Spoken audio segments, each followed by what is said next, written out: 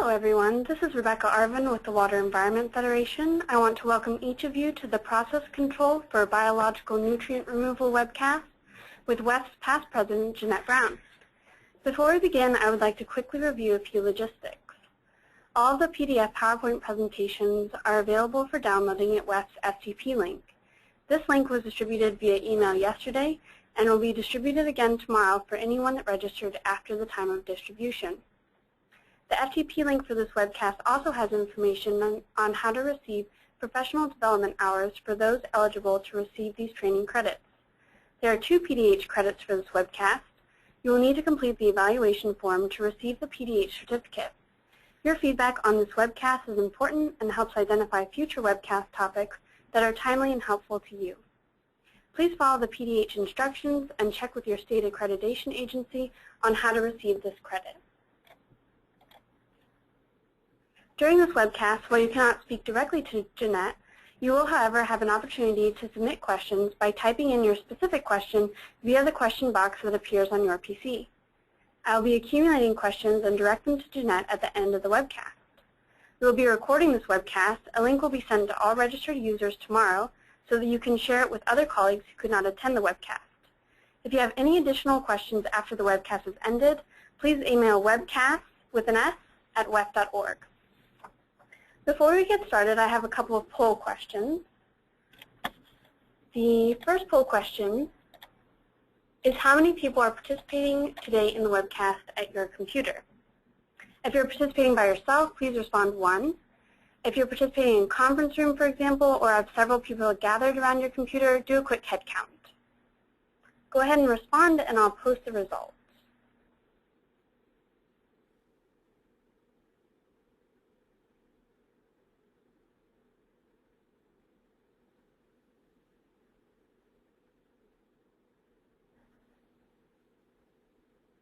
Great. It looks like almost everyone has voted.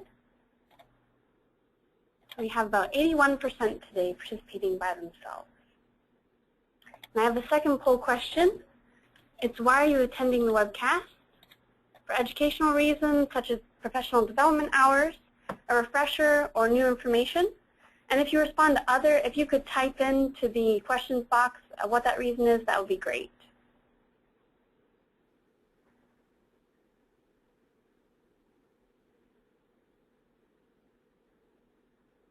And while you're responding to that, we have a question from Brad. He's asking about if there's going to be a certificate for CEUs. We supply a certificate of completion for PDHs, professional development hours, but you can check with your state accreditation agency if they'll accept that for CEUs. So it looks like almost everyone has responded. We have a lot of people on today for educational reasons, but also for a refresher and a little bit for new information.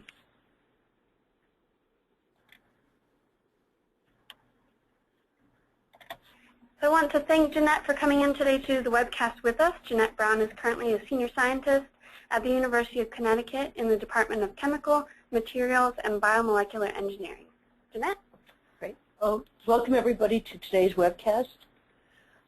Today we're going to look at process control and troubleshooting of biological nutrient removal facilities. And the content is we're going to review some of the nitrogen removal theory and processes, nitrification, denitrification, and also the phosphorus removal theory and processes.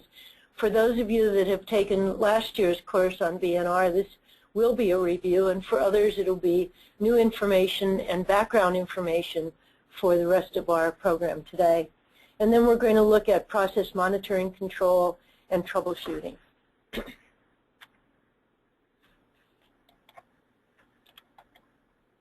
So let's look at some definitions first of all. Aerobic, we use the designation aerobic to mean a system that has dissolved oxygen.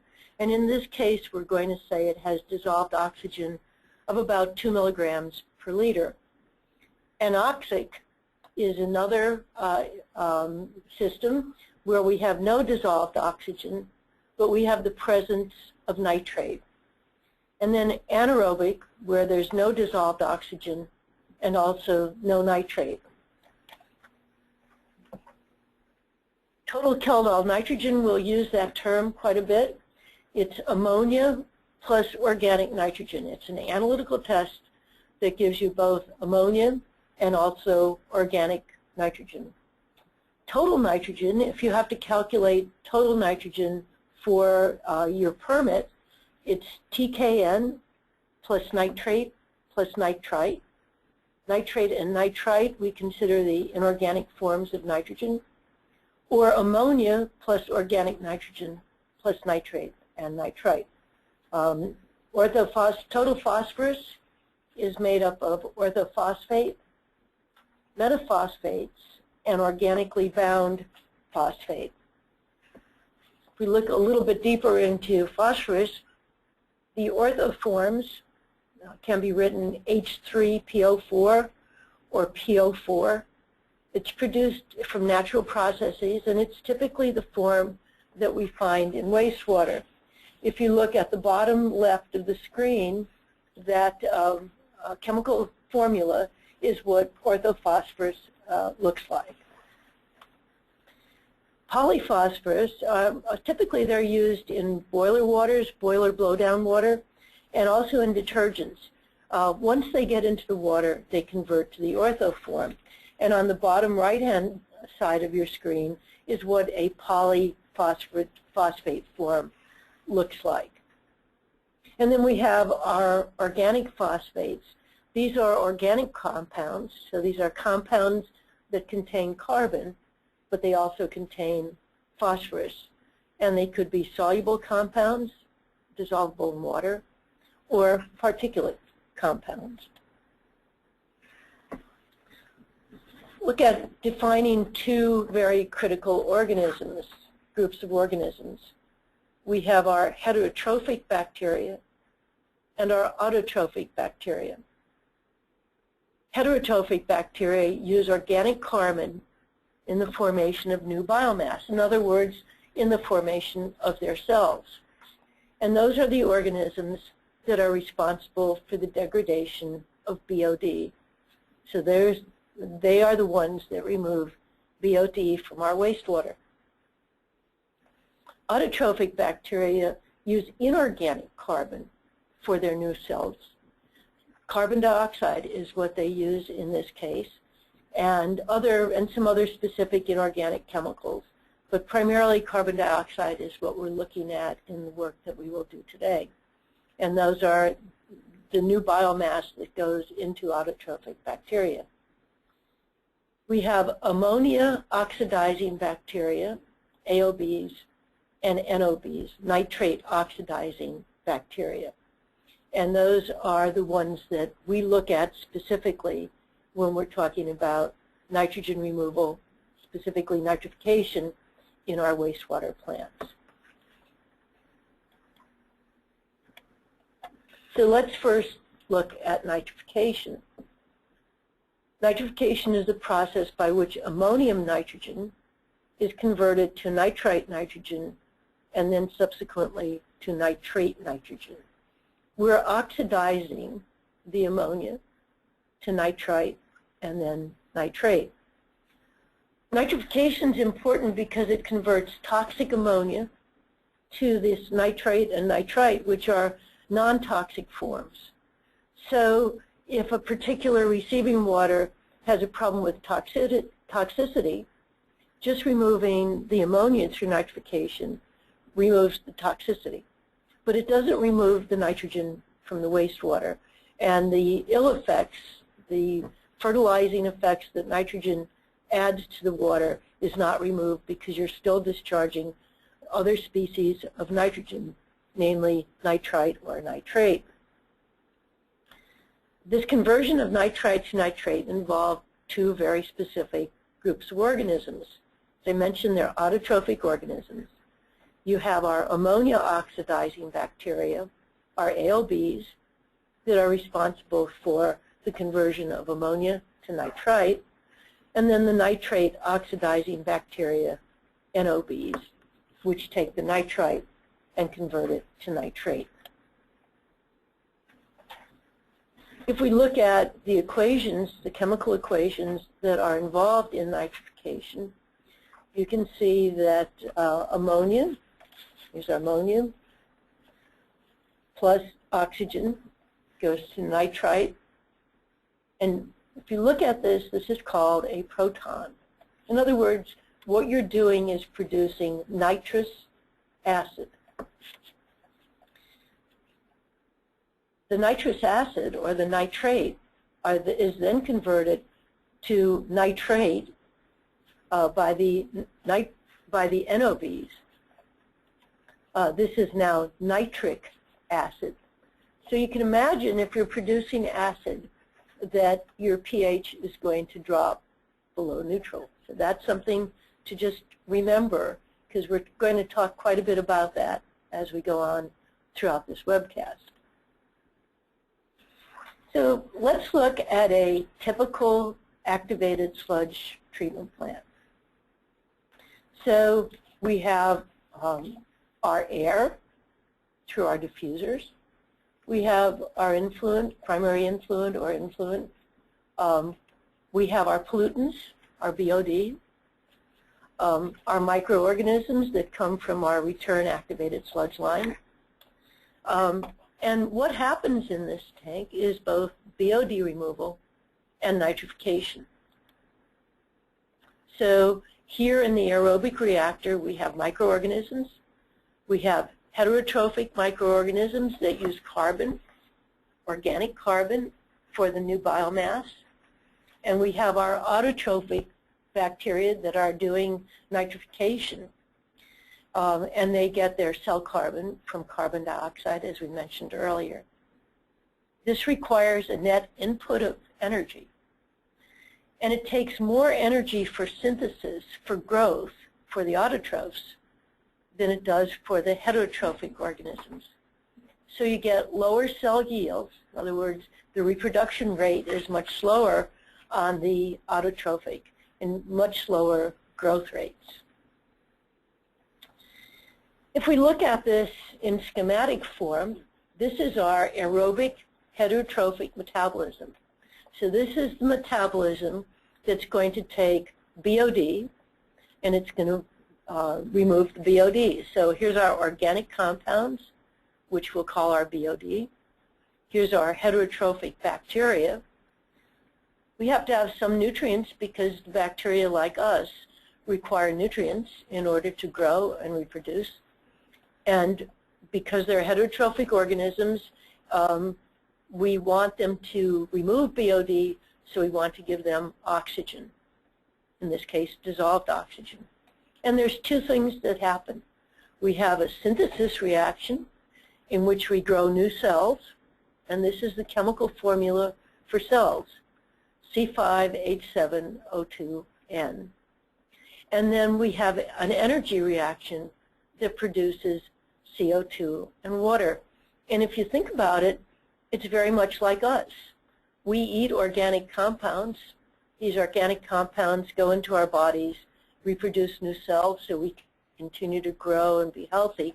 And when we respire CO2 and water. So they're very much, their metabolic pathways are very similar to us as human beings.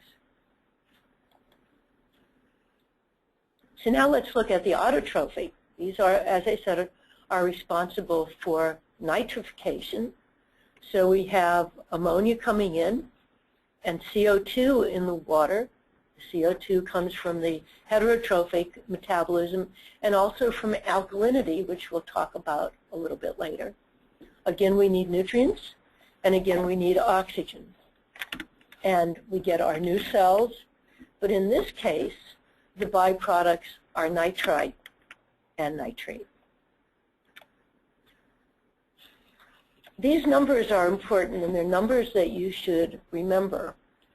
So for every milligram of nitrate produced, it takes quite a bit of oxygen, 4.57 milligrams of oxygen per milligram of nitrate. Or you can call it pounds, 4.57 pounds of oxygen per pound of nitrate produced. That's significant. So what this is saying is that nitrification really needs us to put a lot of air in it. It also requires alkalinity. because, as I said, we're producing acids, nitrous and nitric acid. So for nitrification consumes 7.14 pounds of alkalinity, and we express that as calcium carbonate per pound of ammonia nitrogen oxidized, or 7.14 milligrams of alkalinity per milligram of ammonia nitrogen oxidized. So the units can either be metric or they can be US common. But those are important numbers, and we're going to use those later on. Nitrification is limited by low dissolved oxygen. So if nitrification is not being complete at your treatment plant, it may be that you're not giving it sufficient oxygen. And typically, as a rule of thumb, we want 2 milligrams per liter of dissolved oxygen coming through the aeration system. The nitrification reaction is an oxidation reaction, so it needs dissolved oxygen. Now, we talked about nitrification, which was just the conversion of ammonia to inorganic forms, nitrite and nitrate. But as I said, that really doesn't remove the nitrogen. What we want to do now is look at how we remove the nitrogen. We went through oxidation, and now what we're going to do is go through reduction. So to denitrify, we need to reduce the nitrate to nitrite and then to nitrogen gas. And we do this under anoxic conditions. Remember, we said anoxic was defined by having no dissolved oxygen or very little dissolved oxygen, but the presence of either nitrate or nitrite. And in this case, we're using facultative heterotrophic organisms. Facultative heterotroph is an organism that could use dissolved oxygen, molecular oxygen, or if that isn't present, they can take the oxygen that's in the nitrite or the nitrate. So for denitrification, the nitrite and the nitrate act as terminal electron acceptors in the absence of oxygen. If oxygen is present, then oxygen is the terminal electron acceptor. But if oxygen isn't there, then nitrite and nitrate act as the terminal electron acceptor. And that's what allows us then to produce nitrogen gas. We can use various organic carbons, such as methanol, acetate, glycerol, or glucose, as the electron donors and carbon sources for growth. And we'll look at that in a little bit more detail. So we have electron donors, which are organic compounds, and we have electron acceptors, which are either oxygen or nitrite or nitrate.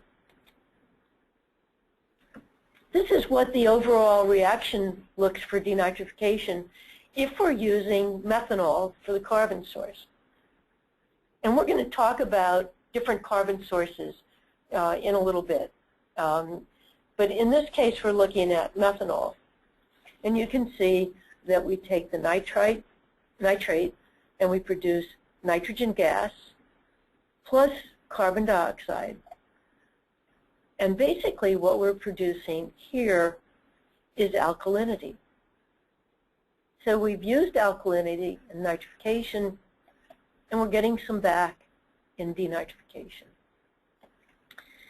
The amount of nitrate that can be removed from a given wastewater is a function of the organic carbon availability, and it's determined by the COD to nitrogen ratio. Now, a lot of plants just look at BOD, but you can, it's really good to be able to do COD analysis periodically. But if you have a domestic treatment plant where you don't have a lot of industrial wastes, typically your COD is going to be twice the BOD. So you can use that as a general rule of thumb. So let's look a little bit more deeply into what's happening in this anoxic zone. So here's a drawing of what we might look at as a typical nitrogen removal treatment plant. What's covered in the blue is where our aerated portion of the process was, because I just want to focus on the anoxic zone right now. We have our primary effluent coming in. We have our return activated sludge coming into that anoxic zone. You can see we have a mixer in there. So we're only mixing because we want to exclude air. And then the other thing we have is this nitrate recycle. So there's going to be a little pump at the end of the aerobic zone, of the oxic zone, and that's going to pump this heavily nitrate-laden material back to the anoxic zone. And in the anoxic zone, we have the facultative heterotrophic organisms that are now reducing the nitrate to nitrogen gas. So the characteristics of this zone has to be anoxic. We need facultative heterotrophic organisms that use the carbon. We need nitrate, nitrite instead of oxygen. But these organisms, these heterotrophic organisms, are very lazy. So if there's oxygen around, they're going to use the oxygen rather than the nitrate, the oxygen contained in either the nitrate or the nitrite. So we're not going to get nitrogen removal if there's oxygen to any appreciable concentration in that anoxic zone. So I can't emphasize enough the importance of ensuring that the anoxic zone has less than about 0.3 milligrams per liter of dissolved oxygen. And again, if we look at that same kind of schematic that we looked at earlier, remember the heterotrophic organisms in an aerobic reactor. We had organic compounds, we had our nutrients, we had oxygen coming in, but in this case we don't have oxygen because this is what's occurring in the anoxic zone. So we have the organic compounds, in this case BOD, or a supplemental organic compound like methanol or glycerol. Again, the synthesis reaction produces new cells. They have to reproduce and grow. And our energy, our respiration in this case, is nitrogen gas plus carbon dioxide and water. So before I had you look at a couple of numbers, which were the amount of oxygen that was used, 4.57 milligrams of oxygen per milligram of ammonia converted to nitrate. But now, when we add denitrification to the system, we're getting about half of that back. We're getting about 2.86 milligrams of oxygen back for every milligram of nitrate converted to nitrogen gas. How does that happen? Well, it happens because in that anoxic zone, in that first anoxic zone that I showed you, the organic compounds that we're adding there are BOD. So the BOD is being decreased in that anoxic zone with these organisms using the oxygen in the nitrite or the nitrate. So we're reducing the oxygen demand of our system by about half.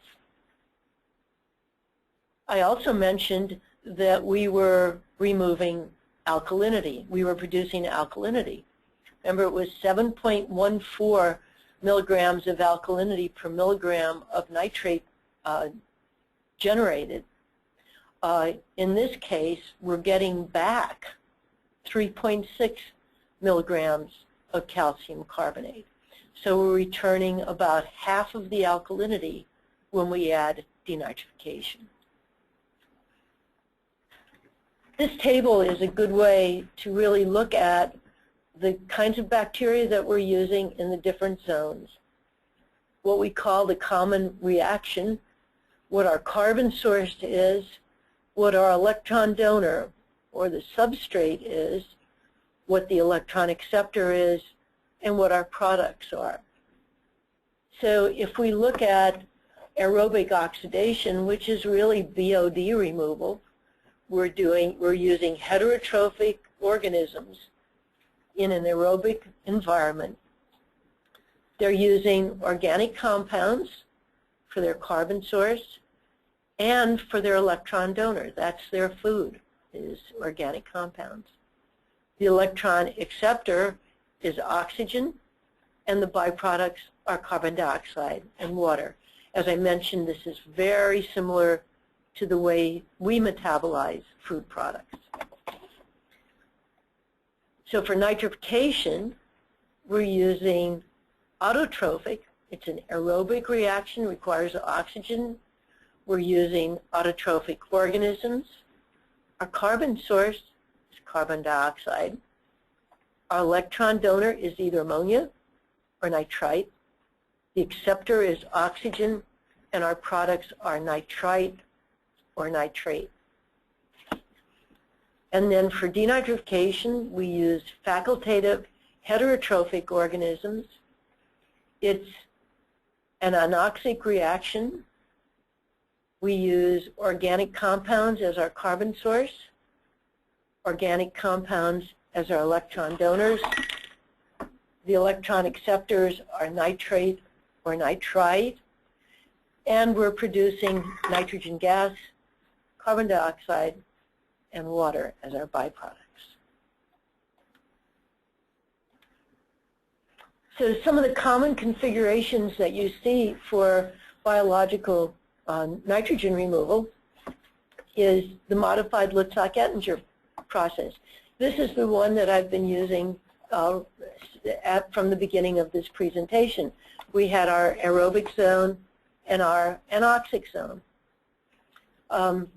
We have our nitrate recycle, and with a system like this, you can get around 6 or 7 milligrams of total nitrogen in your effluent, at least in the summertime and possibly year-round. Here's our anoxic zone with our facultative heterotrophic organisms. The BOD comes in with our primary effluent. It's decreased because it's being used by the heterotrophic organisms, the facultative ones, and then it's further decreased throughout the whole aerobic zone with the regular heterotrophic organisms. Here in the aerobic zone, we have the conversion of ammonia. The ammonia is coming in with the primary effluent. It doesn't change at all going through the anoxic zone because it needs to be oxidized. So once it gets to the aerobic zone, it's converted to nitrite and then nitrate. The heavily laden mixed liquor is then returned to the anoxic zone, where then the facultative heterotrophic organisms using BOD convert it to nitrogen gas, and we're removing nitrogen in that way. If we need to get to lower numbers, 2 and 3 on total nitrogen, then we add a second anoxic zone and a second aerobic zone. And in the second anoxic zone is where we have to add our additional carbon source, because by the time the wastewater gets to the end of the aerobic zone, pretty much all of the BOD is used up. So the facultative heterotrophic organisms would not have any carbon in this anoxic zone and could not do further denitrification. This is called a 4-stage Barden-Foe or an enhanced MLE configuration. We can also do nitrogen removal in a step feed, where we add primary effluent to the various anoxic zones. We can do it in sequencing batch reactors, because you have alternating aerobic and anoxic zones. And we can do it in an oxidation ditch type configuration, because we have also alternating anoxic and aerobic zones. So now let's look at phosphorus removal. We can remove phosphorus 2 ways. chemical phosphorus removal or biological phosphorus removal or combinations. Chemical phosphorus removal uses the insolubility properties of phosphorus compounds. So you add a chemical to this, you form an insoluble precipitate, and we remove phosphorus in that way. In the case of biological removal, we look at bacteria that have the ability to accumulate phosphorus under very specific conditions, and we ensure that we have those conditions. I'm not going to go into details about chemical phosphorus removal, but just to give you a slight overview of what it is. Typically, the chemicals that are used are calcium, aluminum, also called alum, and iron salts. And as I said, they produce insoluble phosphorus compounds that settle to the bottom and can be removed with the primary sludge or the secondary sludge, depending on where you add chemicals. They can be added prior to primary settling in the bioreactors themselves or prior to secondary settling. But I really want to concentrate on biological phosphorus removal. It's really called enhanced biological phosphorus removal, or EBPR. So in order to do enhanced biological phosphorus removal, we need to create an environment that selects and enables growth of a particular group of microorganisms. And this group of microorganisms are capable of storing more orthophosphate than they need for growth. So they might store 2 or 3 times the amount of phosphorus than they really need to grow and produce new cells. And by the way, I use the term select, and you see the selectors term used a lot. And what a selector is, it's a particular area of a tank or a separate tank that has very specific environmental conditions. For an example, that anoxic zone I talked about is an anoxic selector.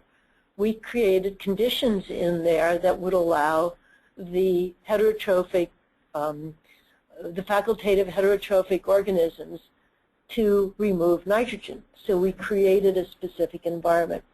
And we do the same thing in the case of biological phosphorus removal. These phosphate accumulating organisms, we call them PAOs. They rely on operational conditions that give them an advantage over other organisms. They put other organisms at a temporary disadvantage with respect to the access of food. In other words, they create a condition where they're going to be able to have the food available to them and not available to other organisms. So in order to do enhanced biological phosphorus removal, you need to create the environmental conditions to promote this phosphorus uptake. And the phosphorus is taken up in the cells, and so they're wasted from the system when we waste the biomass. If we're not doing biological phosphorus removal, then, and we were to analyze the waste-activated sludge, you'd find only about 1.5 to 2% phosphorus in that sludge. If we're doing enhanced biological phosphorus removal, on average you'll see 6% phosphorus, and it can be as high as 8 to 12% phosphorus, depending on how well the system is being operated and actually temperatures and some other environmental conditions. PAOs are also heterotrophic organisms, so they use organic carbon, and what they like is readily biodegradable COD, RBCOD. This is easily digested carbon, if we want to look at it in that way. So it's readily biodegradable COD. First, these organisms, though, have to go through an anaerobic environment. So earlier today, we defined anaerobic as an environment that had no dissolved oxygen, but also no nitrate. Because what we don't want is to have any oxygen available to these organisms, whether it's bound or whether it's molecular. So you first put them in this anaerobic environment and then in an aerobic environment. And in doing this, they gain advantage to grow and function. And the result is, when they get into this aerobic environment, is this excess accumulation of orthophosphate that gets into their cells and therefore into the mixed liquor suspended solids. So as I said, in order to do this, first you need to pass through this anaerobic phase and then enter a phase where there's an electron acceptor. It could be an anoxic phase with nitrate present or an aerobic phase where oxygen is present. So here's an example of an anaerobic zone prior to an aerobic zone. And if we look at what happens, so this is anaerobic, no dissolved oxygen, no nitrate, and we have an aerobic zone that has dissolved oxygen, and if we're nitrifying, we'll also have nitrite or nitrate. And if we look at this graph, so this first section of the graph is the anoxic zone. And what we see, there's a lot of food available, a lot of readily biodegradable COD, abundant. It's coming in with our wastewater. And you can see what's happening is actually the phosphorus concentration in that reactor is increasing. And then as soon as we get it into the aerobic environment, you can see it decreases. So if we want to look at it very simplistically, let's say these organisms give up 1 phosphorus in this cell, but when they go into this aerobic cell, they can pick up 3. So they're taking up much more than what they need. And that's how you remove phosphorus biologically. It's in the waste-activated sludge. So the first one I showed you just a second ago is a situation where you're only removing phosphorus. But many plants need to remove both nitrogen and phosphorus.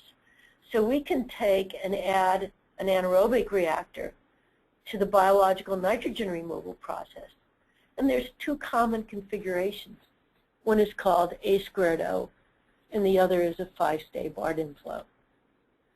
So here's an example of an A squared O process. Here's your aerated portion of your bioreactor. You have your anoxic zone, and here's your anaerobic zone. A couple of things to notice. Your return activated sludge is going back to the anaerobic zone, but your nitrate recycle is going to the anoxic zone. Because remember, we want to exclude nitrate from the anaerobic zone. So the nitrate recycle is just between the anoxic zone and the aerobic zone. And in this case, we can get, with a system like this, about 67% removal of total nitrogen and about 80% removal of total phosphorus. So we're less than 10 on total nitrogen and less than 1 milligram per liter on total phosphorus. So that would satisfy many permits at many of the treatment plants. Here's the 5-stage Barden flow. Remember before I showed you the 4-stage Barden flow that allowed us to get lower levels of total nitrogen. Here's the carbon going into that secondary anoxic zone. Again, our return activated sludge is going to the anaerobic zone, but our nitrate recycle is going to the anoxic zone. With a case like this, you're getting 90% removal of total nitrogen because you have this secondary anoxic zone with this additional carbon, and about 80% of total phosphorus. So in this case, we're getting 3 milligrams per liter of total nitrogen on average, and our total phosphorus is less than 1 milligram per liter. So if you have to do both nutrients, doing them biologically is a very good thing. Now, in case you had to go much lower on phosphorus, then you could do chemical precipitation of the phosphorus along with the biological system. So you could, right about here before the secondary clarifier, you could add one of those chemicals to precipitate out phosphorus, or you could add it in the influent coming into your anaerobic zone, or you can add it in the bioreactors. And that can allow you to get very low numbers of total phosphorus, as low as 0.01 milligrams per liter. So now let's look at process control. How do we control these processes? Well, in order to nitrify, in order to have effective nitrification, we need to have an adequately sized aerobic zone. We need to have an aerobic solids retention time that meets the needs of those slow-growing organisms. And that's driven by temperature. The colder the temperature, the larger the aerobic zone is going to be. And this is all part of the design of the treatment plant. So in colder temperatures, you'll see treatment plants that have a much larger aerobic zone. These autotrophic organisms are slow-growing organisms. You need a lot of them in order to ensure that you have effective nitrification. We also need to have sufficient oxygen. So even at your peak loads, whether it's organic loads or hydraulic loads, we need to have enough oxygen capacity, in other words, blowers and diffusers, so that we can maintain that DO of about 2 milligrams per liter. We need to have sufficient alkalinity. So we want to maintain a pH of greater than 6.5 and around 7. If it can be greater than 7, that would be wonderful. Below 6.5, you can start getting into inhibition of the autotrophic organisms. And this should say effluent concentration at least 80 milligrams per liter of alkalinity. So after the whole nitrification reaction is done and you're measuring alkalinity in your final effluent, you should have at least 80 milligrams per liter to ensure that you had sufficient alkalinity in the process. And the other thing is you don't want inhibitory materials present. And as we all know, it's hard to ensure that there are not inhibitory materials present. We'll talk a bit more about inhibition a little bit later. For effective denitrification, we need to have enough anoxic volume, this anoxic SRT. Again, that comes from the design. And that's also a function of temperature, but not to the same extent as it is with the autotrophic organisms. The autotrophic organisms really are much slower growing and more affected by colder temperatures. We need to have sufficient carbon. We need to have sufficient mixed liquor recirculation, and we'll talk more about that. We talked about no dissolved oxygen, less than 0.3 milligrams per liter, and we need good mixing within the anoxic zone. It's very important that the organisms can contact the nitrate, so you need to have really good mixing within the anoxic zone. If we look at the effect of temperature on the nitrifying organisms, you can see that as the temperature increases, the growth rate increases.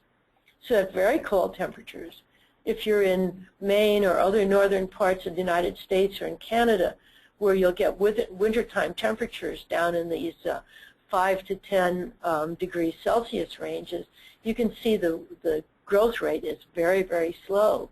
So in your design, you may have very large aerobic zones to compensate for that. But as you get down into Florida and other southern states where your temperatures are higher, you can see that the growth rates are much higher. This graph relates the aerobic SRTs to temperatures. So the warmer the temperature, the lower the SRT. So if you're at 15 degrees Celsius, in order to ensure good nitrification, you need at least a 4-day solids retention time within your system. And you can see at 10 degrees, you really need about 8 days. And as the temperatures get warmer, it decreases very significantly.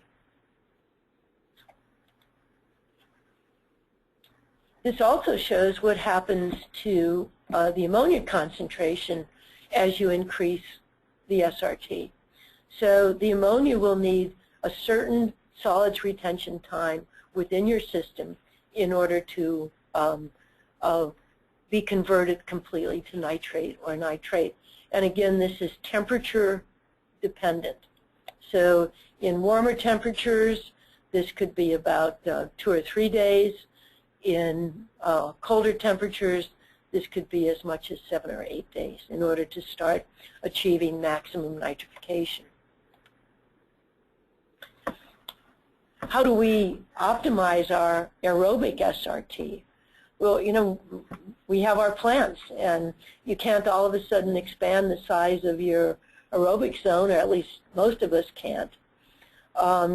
So when these systems are designed, they're designed with a safety factor in order to ensure that there is some excess capacity.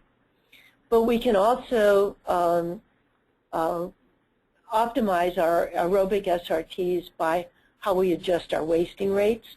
So when our plants are designed, they're designed for a target SRT, and it might be 6 days or 10 days or 12 days. So we want to try to achieve that target. When we operate the treatment plants, we might find that maybe that target isn't absolutely right, that instead of 12 days, it might be 10 days.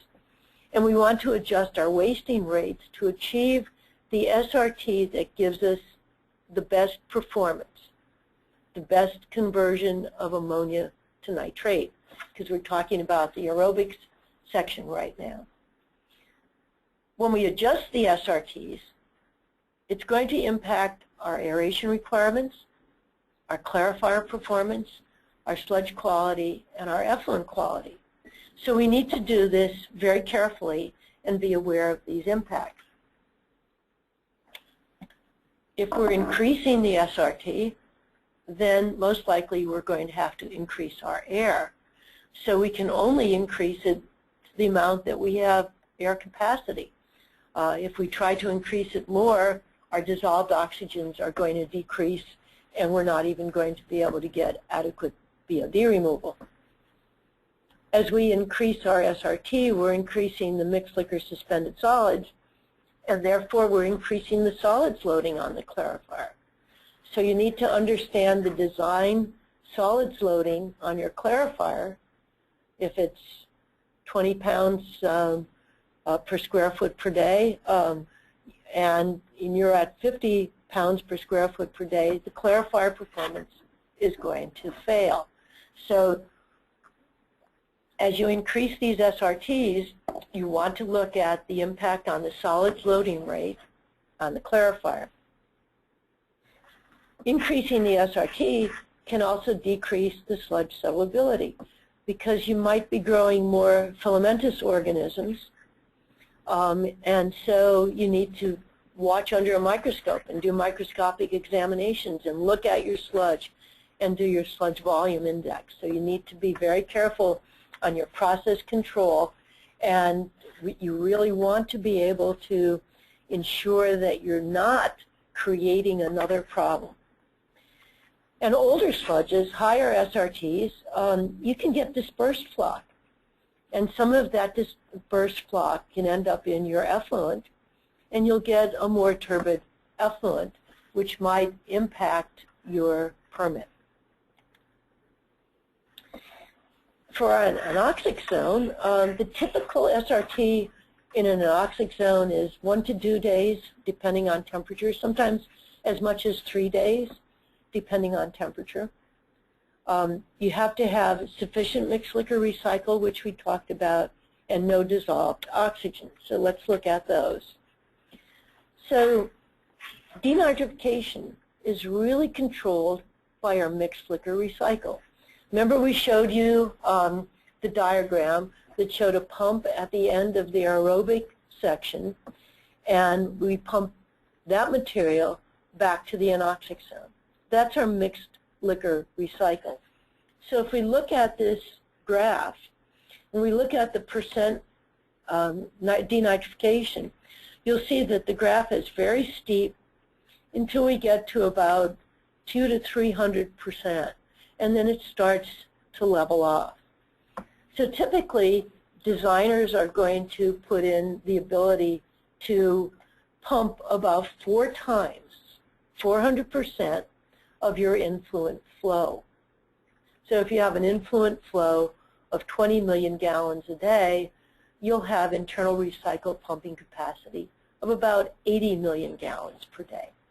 You want to be somewhere above 200% of your mixed liquor recycle rate. That gives you the best denitrification.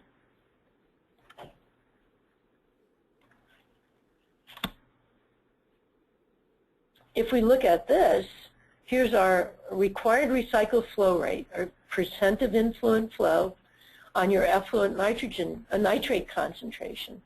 So if we want an effluent nitrate concentration of relatively low nitrate concentration, then what you want to do is ensure, again, that you're in this above 200% on your recycle rate. Because for the most part, you're going to want to be somewhere less than 6 milligrams per liter of total nitrate in order to meet permit. So if we've got very low permit limits, you can see that you're going to need 600% or so recycle rates.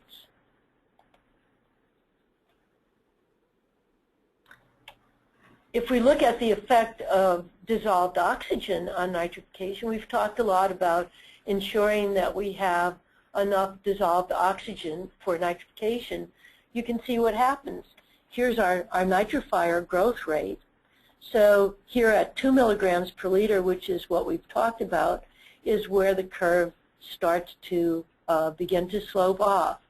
So if we're somewhere in this range with dissolved oxygen concentration, we're going to have the most economical situation for the growth rate. If we start going as high as 6 and 7 and 8 milligrams per liter of dissolved oxygen, you're putting a lot of energy into it for very little return on investment. So like all things, there's a little bit of a trade-off here, but you need to be at least around 2 milligrams per liter. Dissolved oxygen, as we mentioned, affects denitrification. It inhibits denitrification, as we said. As DO increases in that anoxic zone, your denitrification rate decreases because, as I said, the facultative heterotrophic organisms preferentially use DO over the oxygen and the nitrate. They're lazy, and it's much easier to use. So one of the most important things you can do is ensure very low dissolved oxygen in that anoxic zone.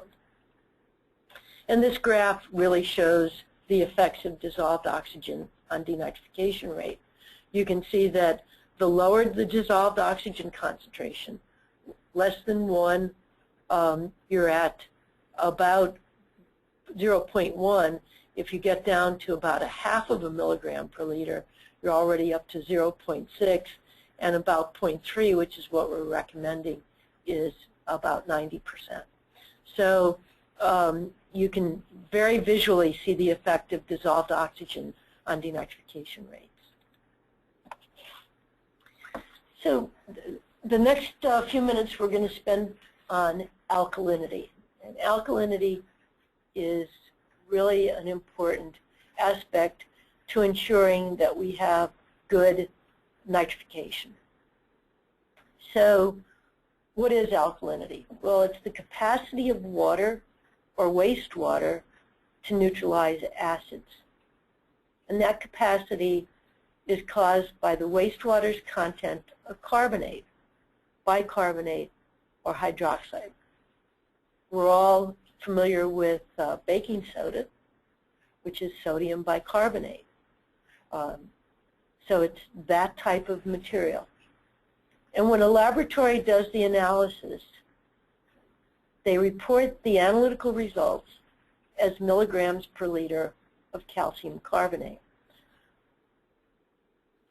Alkalinity is a measure of how much acid can be added to a liquid without causing a great change in pH. It's what we call a buffer. It buffers the change in pH caused by that acid.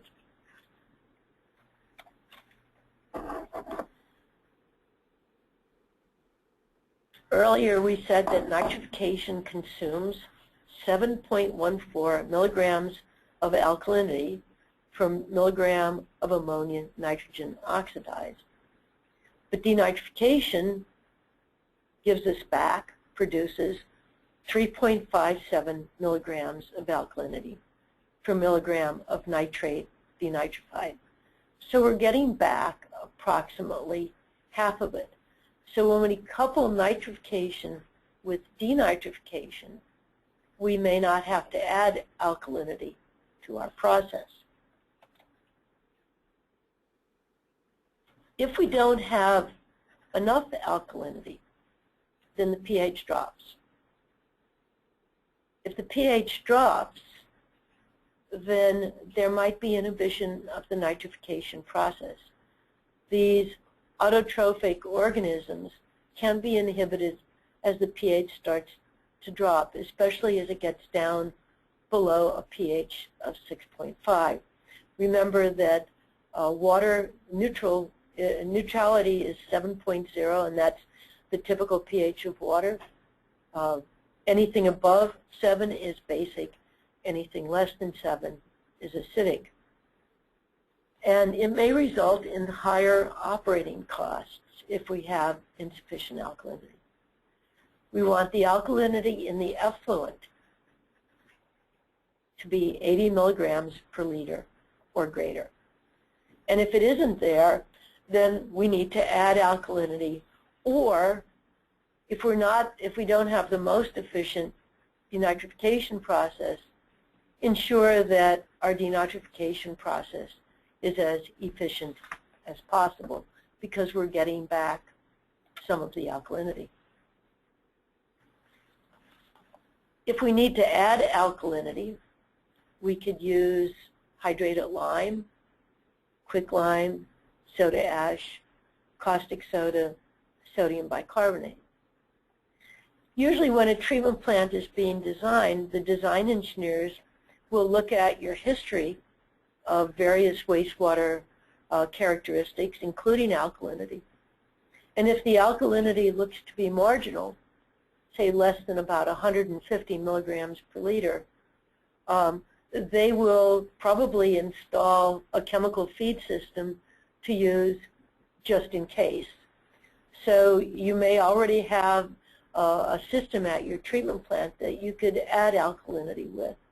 If not, you can always make systems pretty inexpensively to add alkalinity if it's required. So how much alkalinity would we require? Well, let's look at a sample calculation. Let's say that we have a treatment plant that has a flow of 10 million gallons per day, which is a little bit under 38,000 cubic meters per day.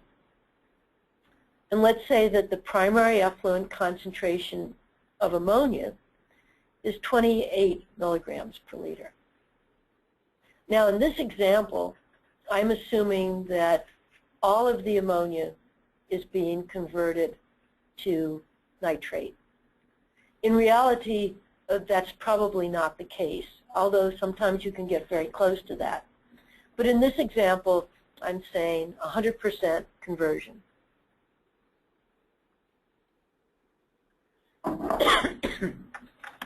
So if we're doing things in the United States, then our calculation would be 10 million gallons per day times 28 milligrams per liter of ammonia times our conversion factor of 8.34 pounds per million gallon per milligram per liter. And that comes out to 2,335 pounds of ammonia every day going into our reactors. And if we need 7.14 pounds of alkalinity per pound of ammonia oxidized, we multiply that 2,335 pounds by 7.14, and we find that we need 16,673 pounds of alkalinity as calcium carbonate. So if you know your primary effluent alkalinity and you know your flow, you can easily calculate and say, do I have enough alkalinity in order to ensure that I have 80 milligrams left over at the end and I do not decrease the pH in my system.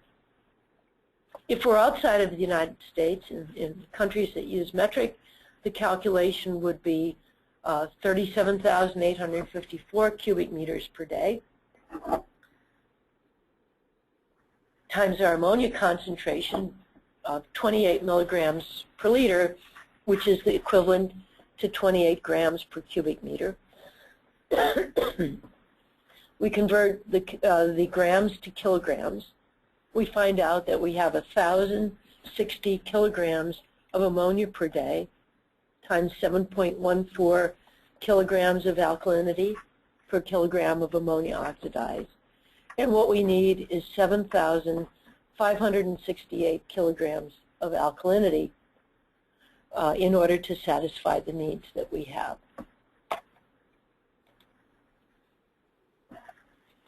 If we want to look at how much is recovered from our system, so we have the same flow, 10 million gallons a day, or just under 38,000 cubic meters per day.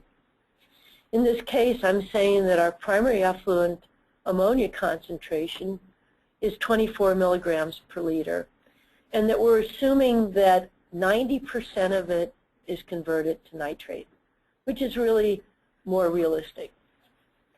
So the amount of nitrate to be denitrified is about 21.6, close to 22 milligrams per liter. So let's see how much we get back. Well, it's a very similar calculation. We have 10 million gallons a day times our concentration of nitrate, 21.6,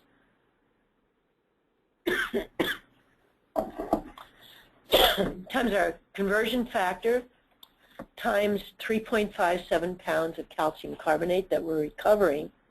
So we get back 6,431 pounds of calcium carbonate.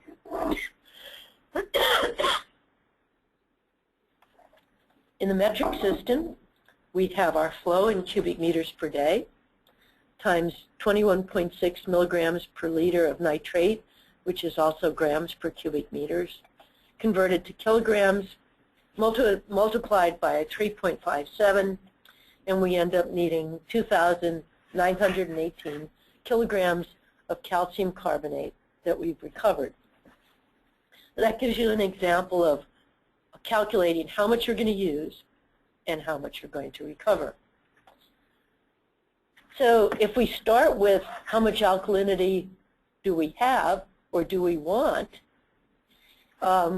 we can use this formula. So the alkalinity in our effluent, if we want to know how much is going to be in our effluent, then we can say the alkalinity coming into the plant minus 7.14 times our ammonia nitrogen converted to nitrate nitrogen times 3.57 times our nitrate concentration. So it's what we've converted to nitrate minus what's going out in the effluent times our 3.57. So the NO is the ammonia nitrogen converted to nitrate nitrogen. This nitrate nitrogen in the effluent is what we're measuring there. Our alkalinity in our primary effluent is ALK sub 0. Our effluent alkalinity is what's remaining. So we want to know how much is remaining. So in this case, we're saying we have 150 milligrams per liter of ammonia, of alkalinity, 24 milligrams per liter of ammonia, 3 milligrams per liter of nitrate in our effluent, and we're assuming 90% conversion. So 150 milligrams of alkalinity minus 7.14 times 21.6 milligrams per liter of nitrate plus 3.57 times 21.6 minus 3, because that's what's in our effluent. So this is saying we would end up with 62 milligrams per liter of calcium carbonate. And as I said earlier, we really want 80. So in this case, we're just borderline, and we might want to consider adding alkalinity. We also said that we use a lot of oxygen for nitrification. So here's a calculation that shows how much oxygen we're going to need. So we need oxygen for BOD removal, but we also need oxygen for the conversion of ammonia to nitrate. So here's our 10 million gallon a day plant, which is just under 38,000 cubic meters per day, a BOD of 126 milligrams per liter, and an ammonia concentration of 32. So to do this calculation, we know, and there's a typo right here, this should be 1.2 pounds of oxygen per pound of BOD removal. It should be 10 milligrams per liter times 8.34 times 126 times 1.2 pounds of oxygen per pound of BOD. So just for BOD removal, we need almost 13,000 pounds per day, or almost 6,000 kilograms per day of oxygen. Now when we start to do nitrification, you can see that we're almost doubling how much oxygen we need. In this case, for the in the U.S. system, we'd need 12,000 plus pounds of oxygen per day based on an ammonia concentration of 32 milligrams per liter. And in the metric system, we would need almost 6,000 kilograms of oxygen today. So we're really doubling the amount of oxygen. Doubling the amount of oxygen means we're doubling the amount of electrical energy that we're putting into these systems.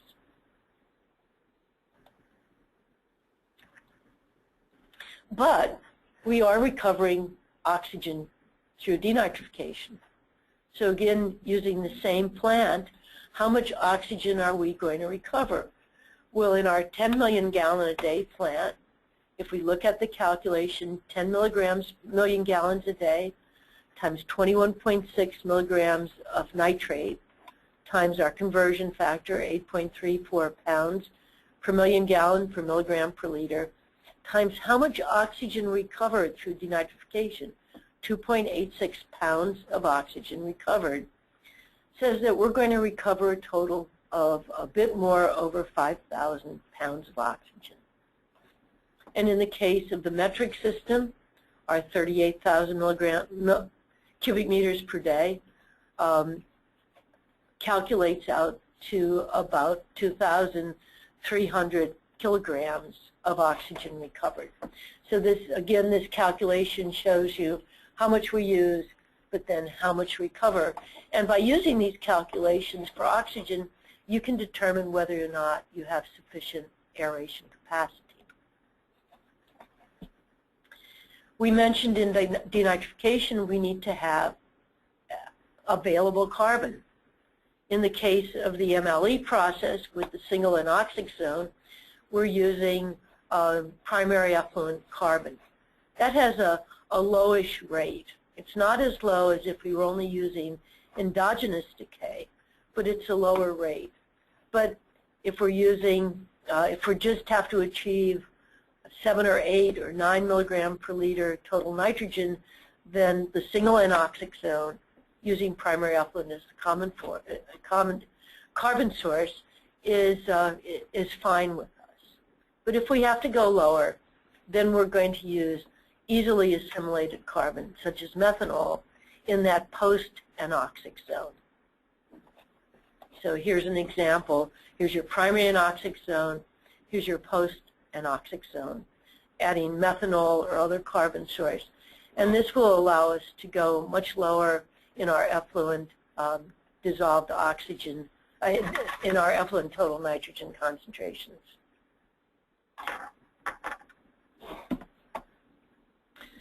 Some of the supplemental carbon sources that we can use are methanol, glycerol, or acetate. And we make our choices based on the cost, the ease of use, or safety. Methanol is flammable, so if you're using methanol, you need to have a lot of safety requirements. You need to have fire suppression systems. You need to have explosion-proof pumps and lights in the room. So there are safety issues that you need in order to ensure that methanol is used safely.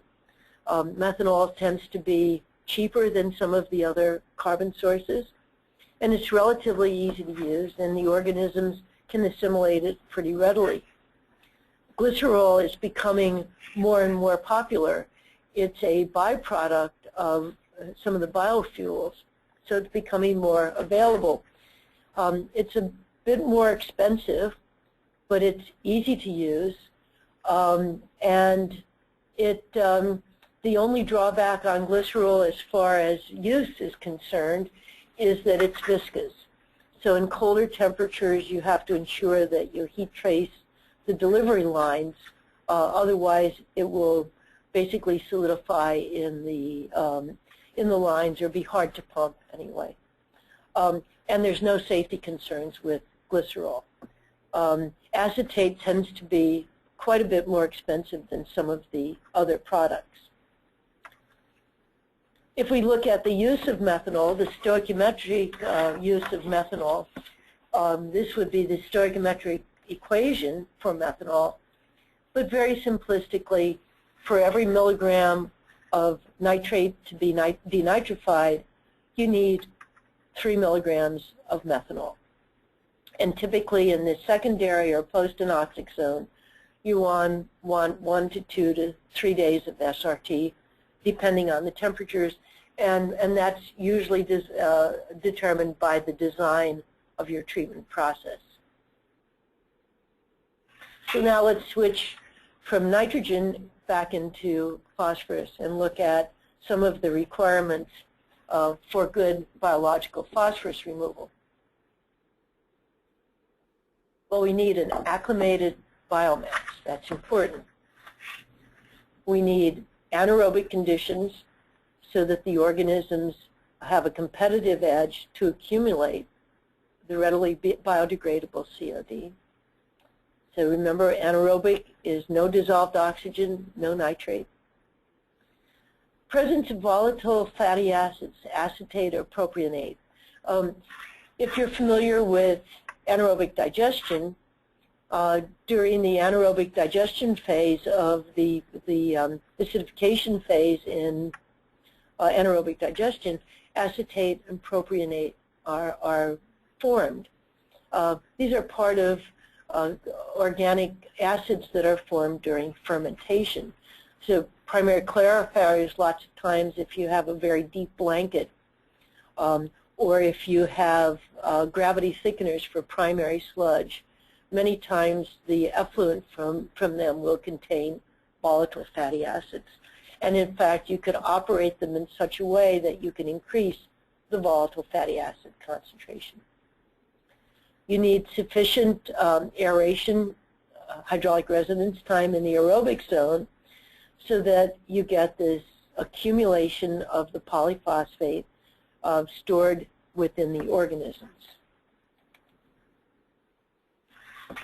So as we look at how to optimize the enhanced biological phosphorus removal process, we want to look at the wastewater properties. We want to look at any kind of solid recycled streams coming from solids processing, look at our pH, and look at our aeration.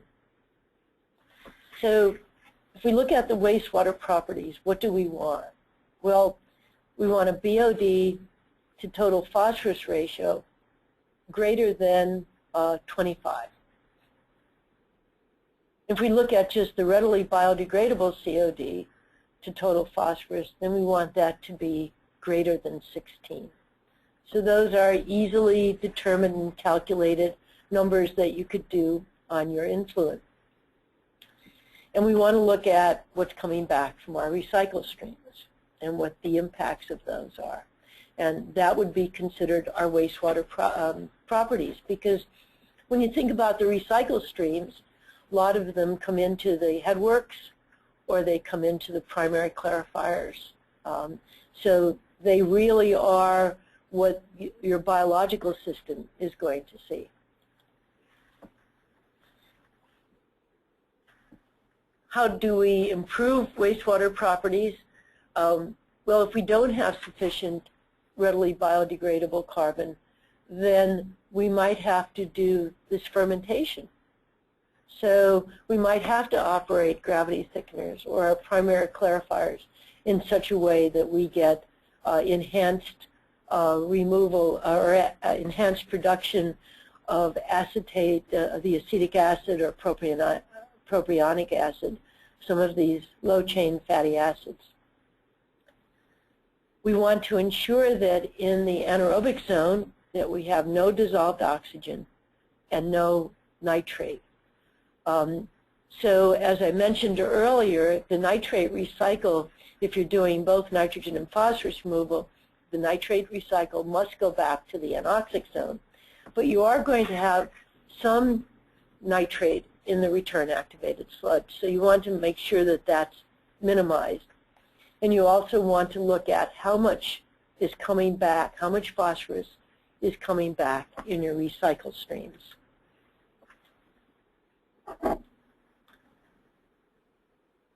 So with biological phosphorus removal, remember that the phosphorus is contained in the waste activated sludge. And as long as that waste activated sludge is in an aerobic environment, even a minimally aerobic environment, it's going to stay within those cells. But if it doesn't stay aerobic, then what's going to happen is the phosphorus is going to be released like it was in that anaerobic section of your bioreactors. So you could really increase the phosphorus load to your treatment plant, to your influent, up to 50% from just these recycle streams. So you have to be very careful the way you handle the sludge from the dewatering process, from the thickening process, or from your digestion process.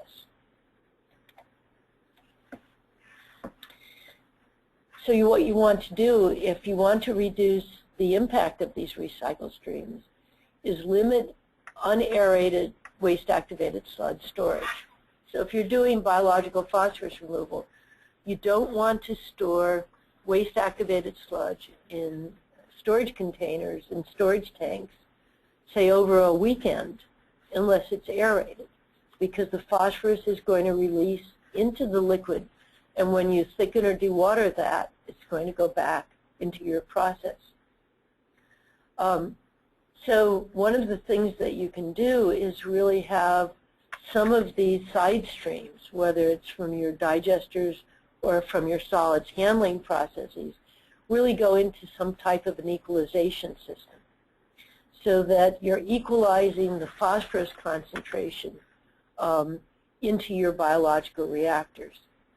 So for example, you don't want to put these high phosphorus loading liquid streams at a time when your flows are low, because it's really going to change that carbon to phosphorus ratio.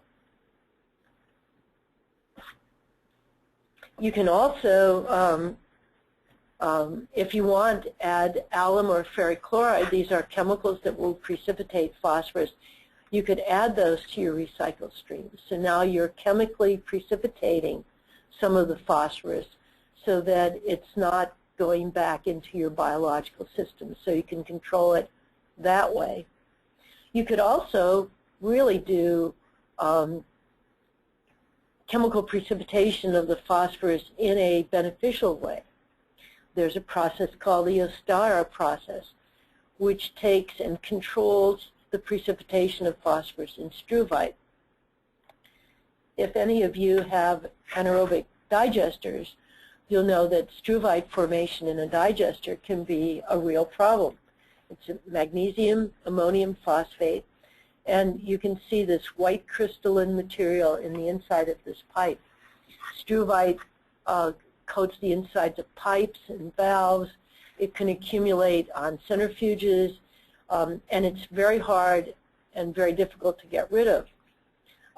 But you can remove it. You can control this precipitation through a process and beneficially remove the phosphorus and some of the nitrogen into a fertilizer.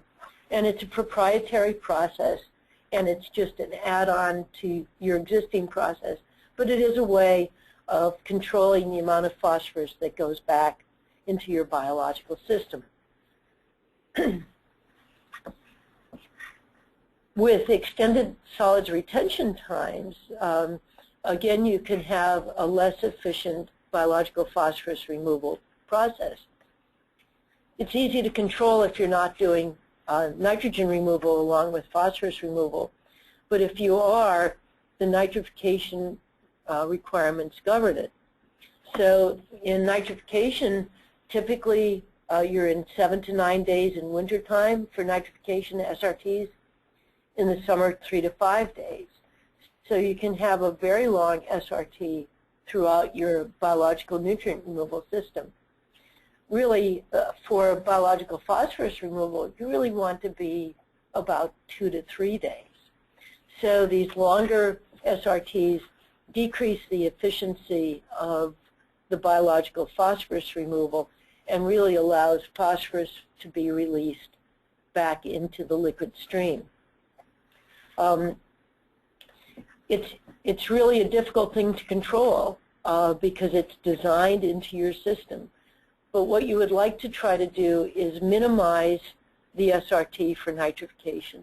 So with very careful process control, you may be able to reduce the SRT for nitrification so that you're achieving good nitrification but at a lower SRT. You want to ensure that you have very good solids handling capacity, so you don't have sludge sitting around in holding tanks or in your clarifier blankets where you're getting this secondary release of phosphorus. And you might want to actually do a computer model in order to optimize the SRT for your biological phosphorus removal process. If you have low pH, that also inhibits your biological phosphorus removal, just like it does inhibit nitrification. So in your anaerobic zone, ideally you would like a pH greater than 7.5, and in the aerobic zone greater than 7. The aerobic zone pH would certainly benefit the nitrification reaction, but you need to make sure that you have plenty of alkalinity in order to prevent this decrease in the aerobic zone pH. So in this case, you might really need a lot more influent alkalinity and definitely be able to add alkalinity as necessary. And if you're doing chemical precipitation of phosphorus before your biological system, alum and ferric add acid to the system and depresses the pH. So you need to look at all of the chemicals that you're adding and the availability of alkalinity in order and achieve a balance so that you get as close to 7 in your aerobic zone as possible.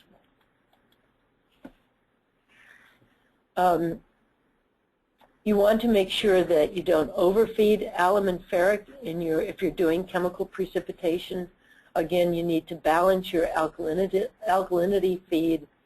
And if you are doing chemical precipitation of phosphorus, you might want to consider sodium aluminate, because that has a high pH and actually increases alkalinity. But on the downside, you can get pipe fouling in cold weather. So like anything else, there are trade-offs in some of the chemicals that we use. But you need to look at them very carefully and what their effect is on the chemical and biological phosphorus removal. You want to have sufficient dissolved oxygen in your aerobic zone. Remember, as long as we have an aerobic system, then the phosphorus will be retained in the waste-activated sludge. Once that dissolved oxygen decreases, then you can have a secondary release of the phosphorus and not achieve your effluent phosphorus limits. So if we look at an overview on how to improve biological phosphorus removal, we need carbon. We need to ensure we have plenty of carbon, and if necessary, you can do primary sludge fermentation. We need to look at the way we recycle our solids, and we may have to do equalization or chemical phosphorus removal. We need to optimize the SRT for both nitrification and phosphorus removal. We need to have sufficient alkalinity, and we need to have good dissolved oxygen in the aerobic zone. Let's look at process monitoring now. We need to be able to know what's going on in our process, so we need to monitor it. And some of the parameters that we'd look at are TKN, ammonia, nitrate, nitrite, orthophosphate, total phosphorus, pH, DO, soluble BOD, soluble COD. For our NPDES permit, we might have to do sampling and testing. For process control and monitoring, we may only need instrumentation or a combination of them. So you need to make sure what your state requires for your NPDES permit. Can you use instrument readings, or do you actually have to do sampling and testing? This is an example of a sampling and testing spreadsheet for nutrient removal. It includes BOD, our volatile and total solids, sedilometers, our SVI, microscopic, alkalinity, pH, dissolved oxygen, temperature, ammonia, soluble Kjeldahl nitrogen, total Kjeldahl nitrogen, nitrite, nitrate or nitrite, our orthophosphate, and our total phosphorus. Some of it may be dictated by our permit.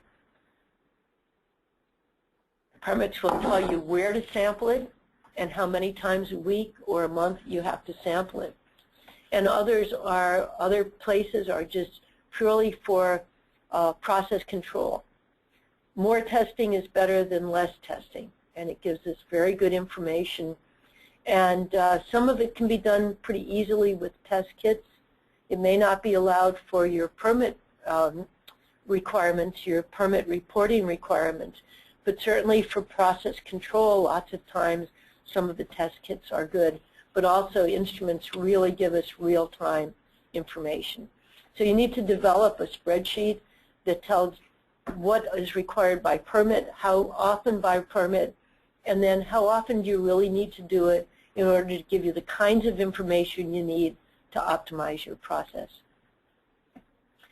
If we're looking at instruments, we can get instruments for ammonia, nitrate, nitrite, orthophosphorus, total phosphate, pH, dissolved oxygen, ORP. We would locate, if we're doing ammonia, we would want to have them located in primary effluent or influent, in our aerobic zone, in our final effluent, in our digester supernatant, or whatever stream is coming back from our digesters. For nitrate, our pre-anoxic zone, aerobic zone, post-anoxic zone, final effluent, ORP in the pre-anoxic zone or the aerobic zone. Temperatures multiple locations work well. Dissolved oxygen in multiple locations, and many times DO or ORP and temperature are all in one instrument. For phosphorus, orthophosphate in the influent, effluent, anaerobic zone, aerobic zone, and return streams from our digestion processes, and total phosphorus in our final effluent. So why do we want to do the testing? Well, soluble BOD and soluble COD are not common things that we do at wastewater treatment plants, and yet they're very important. And to do them occasionally, once a month, once a week if you have the ability to do it, is very important. All you're doing is filtering the sample through 0.5 micron filters and then doing a standard BOD or a COD test. And really they tell us how much food is available to the microorganisms. So they give us more information than, say, a typical BOD or a COD. TKN, as we mentioned, is ammonia plus organic nitrogen. It measures the efficiency of the process. It's important for our design as well as our operation. And it can actually signal an industrial input if we see it going up. Ammonia nitrogen gives us information coupled with TKN, gives us organic nitrogen component. So if we know what the ammonia nitrogen is and the total Kjeldahl nitrogen, then we know what the organic nitrogen component is, and that's important. Ammonia nitrogen measures the efficiency of the process. We need to know if nitrification is efficient and that we're getting as complete nitrification as possible, so that we know that we're going to get good denitrification. It's used in our design as well as in operation, and usually you'll have a permit requirement for ammonia. Nitrate nitrogen, if we see nitrate or nitrite in the influent, because it's not common to have these oxidized forms in the influent, if we see it in the influent, and it's normally not there because of an industry that we're familiar with, it may be that there's an unusual discharge from an industry. So it gives us very good information. It also tells us how efficient our nitrification process is, and it can signal process upsets. We talked a lot about alkalinity. It's important in design and operation, and tells us if we need to add additional chemicals. Total phosphorus, orthophosphate, we need for design and operation. We need to ensure that we have our nutrient balance for proper operation, so those are important numbers. And it determines the impact of the side streams that we talked about earlier. So how do we do some of these tests? Well, if we're doing samples, wet chemical analysis, probably you're required by your state or by EPA to use standard methods. So in the 20th edition of standard methods, these are the methods that you could use for ammonia nitrogen, 4500 ammonia D, C, or F, and it requires either a test kit or a spectrophotometer. You want to test immediately if possible. If you can't test it right away, you need to filter the mixed liquor before you store it, and you want to store it at 4 degrees Celsius, and you can store it for up to 24 hours. If you acidify it to pH less than 2 and store it at 4 degrees Celsius, then you can store it at 28 days. So that's very important. If you yourself are not doing these tests, if you send them to an outside laboratory, then these storage times are really important to ensure that you're getting accurate results. For process monitoring, you could use an ammonia analyzer. And these analyzers are very good. You can read as low as 0.05 milligrams per liter, and up to 20 milligrams per liter of ammonia, or you can actually get units that read higher if you have a much higher ammonia, influent ammonia concentration. For nitrite nitrogen, again, standard methods is 4,500 nitrite B, which is colorimetric. And again, you need a spectrophotometer. Want to test it immediately if you can, or filter it like you did the ammonia. You can store it at 4 degrees Celsius up to 48 hours. So you have 48 hours, 2 days before it starts to degrade. For nitrate, again, it's a 4,500 series. There's 2 different ones, D and E. Again, test immediately or filter or store at 4 degrees for 48 hours. But if you acidify it and store at 4 degrees, then you have up to 14 days of storage. However, once it's acidified, you can't differentiate between the nitrate and the nitrite. And it's reported as a combination of nitrite and nitrate, which many times is sufficient for either your permit or for your process control and monitoring, but you need to check with your regulators. You can also do it using an instrument in line, again for process monitoring. These work very, very well, easy to use, they last for a long time, and they give you instantaneous readouts, and you can really track what your nitrite concentrations are. For total Kaldol nitrogen, again, it's the 4,500 series in standard methods, the 20th edition. You need to digest the sample for total Kaldol nitrogen. Again, you can store it at pH of less than 2 at 4 degrees Celsius, again for 28 days. So you have a lot longer period of time to store.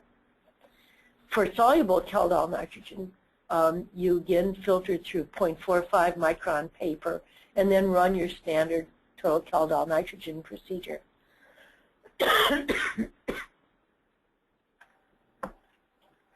Orthophosphate, 4,500 which is digestion and colorimetric. Samples are preserved at -10 degrees Celsius for extended periods of time. Or you can use instruments which, again, use this colorimetric process. And again, the instruments give you very good real-time information. Sometimes ORP is used. ORP is a measure to determine the oxidizing or reducing potential of a solution. So you can use an ORP unit in your aerobic zone. And if it's in the aerobic zone, you want to look at greater than 100 plus 100 or higher millivolts. In the anoxic zone, between -50 and plus 50 millivolts. In many cases, operators are now substituting dissolved oxygen meters in the anoxic zone and just ensuring that there's less than 0.3 milligrams per liter of dissolved oxygen. And microscopic information really gives us a lot of good information. You should do it on a daily basis, whether you're doing nutrient removal or not. And what you want to do is look at the population that gives you the best quality effluent, BOD, suspended solids, your best total nitrogen, total phosphorus concentrations. And then look at as the population changes. And sometimes the changes in population will signal a problem sooner than you can with your sampling and testing procedures. And you want to correlate this changing population with what's happening on your influent or your effluent quality. And always look at filamentous growth, because we're working at higher solids retention times, which tend to allow filamentous growth. And filamentous growth can impact our effluent suspended solids and really create permit violations if we're not careful. Let's look quickly now at troubleshooting the process. When we troubleshoot, we're investigating a problem. We're evaluating what's going into that problem. We determine our solutions. Then we implement the solutions. And then we monitor the process to see if those solutions are working. Troubleshooting is a means to solve problems and identify improvements. It requires continuous learning and observation. Know your plant. Really understand your plant as an individual plant. It requires understanding that there may be more than one right answer, and that we try something and watch it, and we only change one thing at any one time. So it requires patience and developing our technical skills. Remember, never change more than one parameter at one time. That is very critical to troubleshooting our process. When we troubleshoot good behavior, we need to have open communication with our staff, with our laboratory, with our operator, with all of the people that are involved with process control. We want to listen and understand what the problem is and respect other people's ideas, because we might think we have an answer and that we've solved the problem or we've identified the problem, but we may not. So we want to be open to other people's ideas. We need to use good judgment and common sense, and we really need to be confident in our knowledge. We need to have really good records. And what we want to do is really plot the data. And now through SCADA systems, we can do really good trending, and we can see very early if we're starting to identify a problem, develop a problem. And what you want to do is look at what are the most important parameters to you. Is it your ammonia concentration, your nitrate or nitrite concentration, your alkalinity, your phosphorus, your pH? So look at what are the important parameters and trend those on a daily basis. You need to understand what those parameters mean to your plant. If you see the ammonia concentration going up, what does that truly mean? When you think you have a problem, check and double check. For example, let's say that your ammonia concentration is going up. Normally it's 1 milligram per liter, and now it's 3 or 4 milligrams per liter. So you might say, let me take another sample and double check, because sometimes you have a problem with the sample, or maybe the container that the sample was taken in was contaminated. So you need to go back and take another sample. And if that sample still says you have a high ammonia concentration, then maybe you need to check the dissolved oxygen. Maybe one of your blowers went down, or maybe it's running at a slower speed, so you're not getting the right dissolved oxygen. So you need to keep checking and double checking before you actually start to make a change in your process. You don't want to overreact. You don't want to say, oh, I've got a high ammonia, so I'm not nitrifying, and make a process change until you're sure that it's really a process problem. And make changes slowly. And like I said, you want to do one change at a time. And in many cases, you have to wait 1 to 3 SRTs before making the next change. It takes a lot of patience. If you're running a 10-day SRT, that's a minimum of 10 days. And if you're violating your permit, it's pretty scary to wait. But you really need to have patience and wait when you troubleshoot. So let's look at some of the typical problems that you might see in a BNR process. You might see inhibition, or you might see excessive foam, or you might see a high chlorine demand, or low dissolved oxygens, or high effluent nitrate, or TKN, or organic nitrogen, or high influent primary or effluent total phosphorus concentrations. So inhibition, how do we know we have inhibition? Well, we see a decrease in rate. We see inability to convert our ammonia to nitrite or to nitrate. So right away, if we're sure of our data and we see these things, then we may have an inhibitory chemical coming into the plant. And that could be metals or it could be organic compounds. So how do we troubleshoot it? Check the data, recheck the data. Make sure that the data you have is accurate before you start making any changes.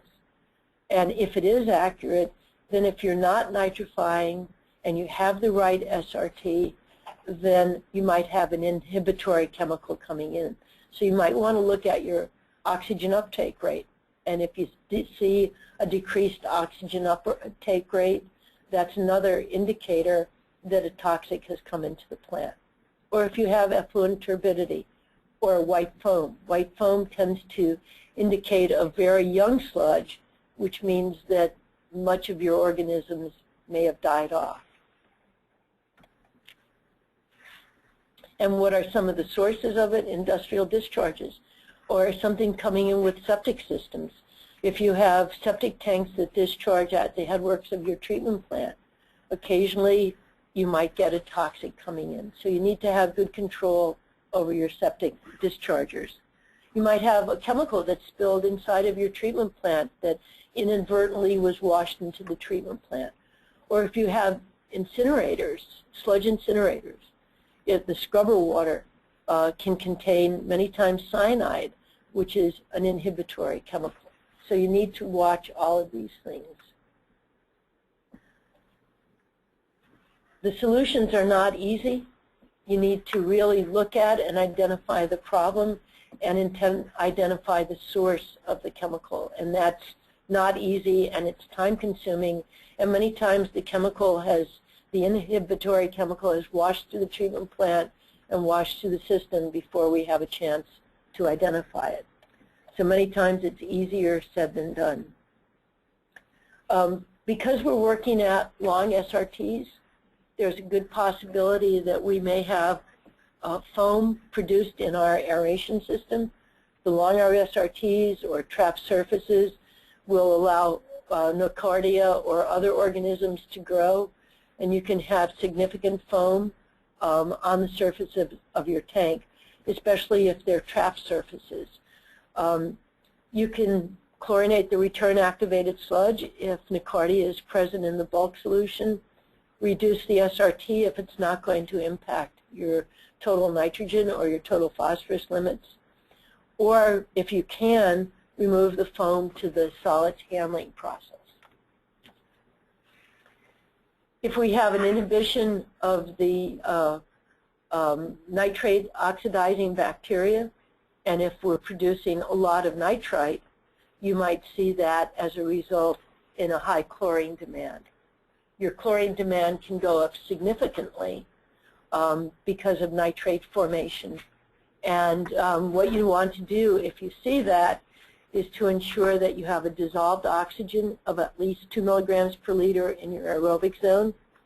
Ensure that your SRT is in the normal operating range.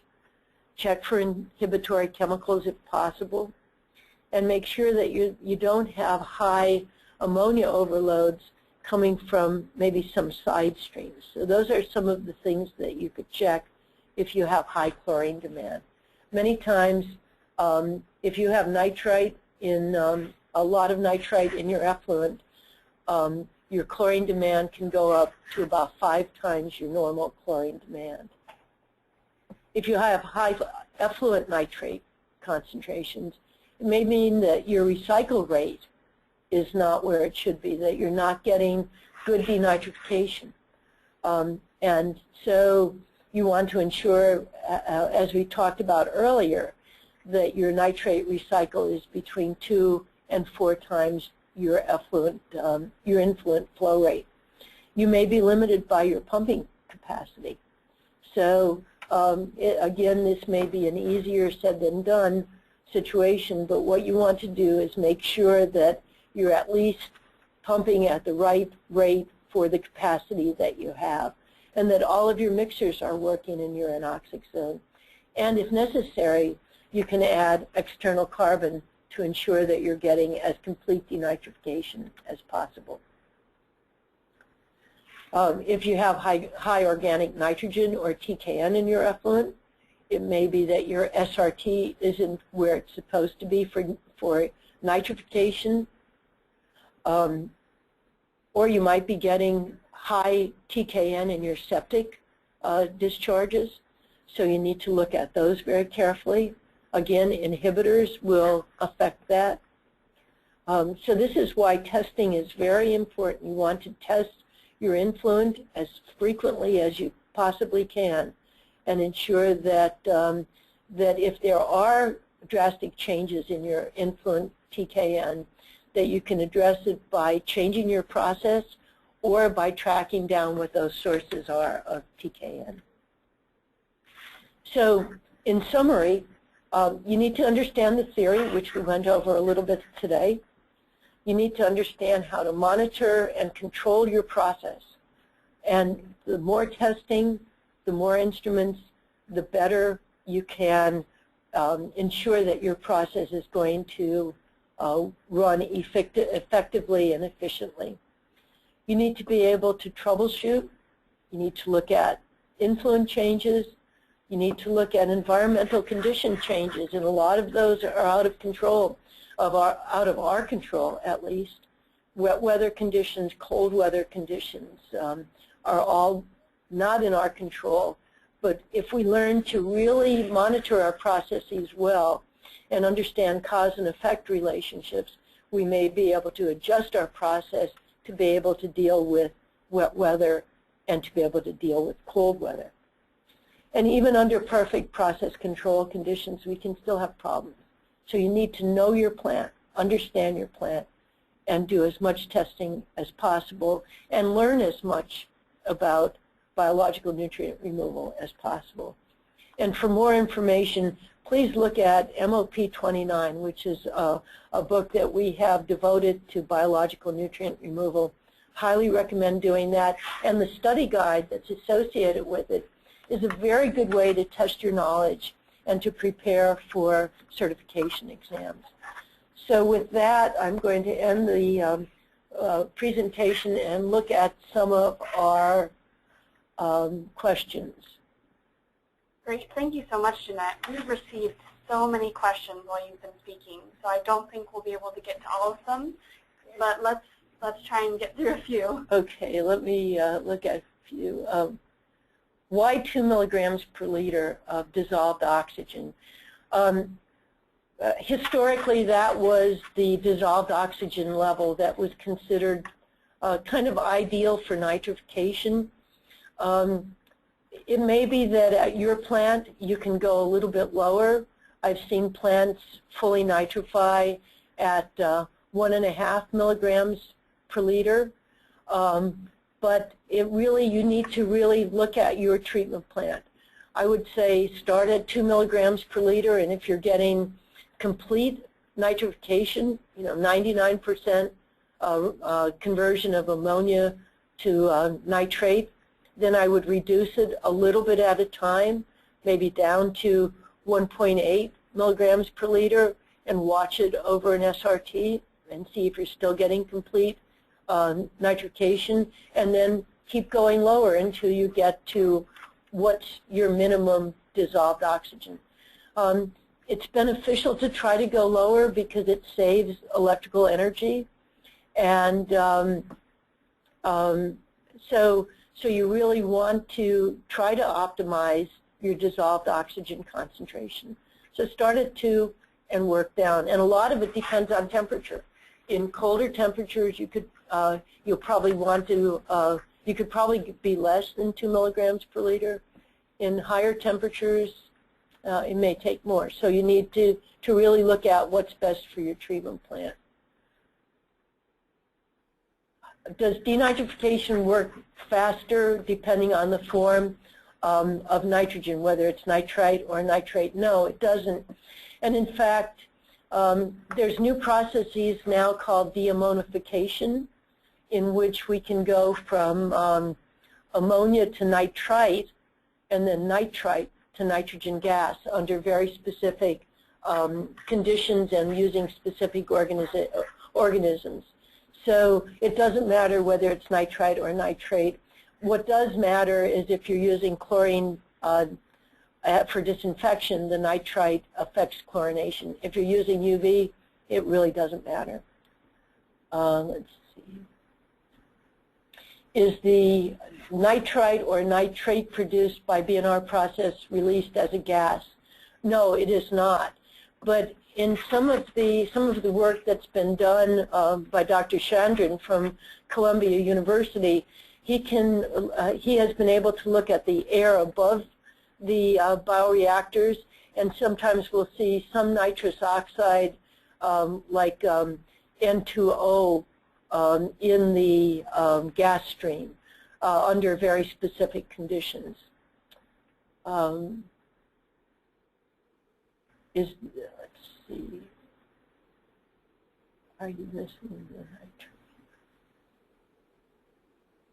nitrate? Someone's asking about one of the Anoxic slide on page 13 of our handout. If I'm missing the nitrate, I'll have to look at that, Steve, and I will correct it if it is missing.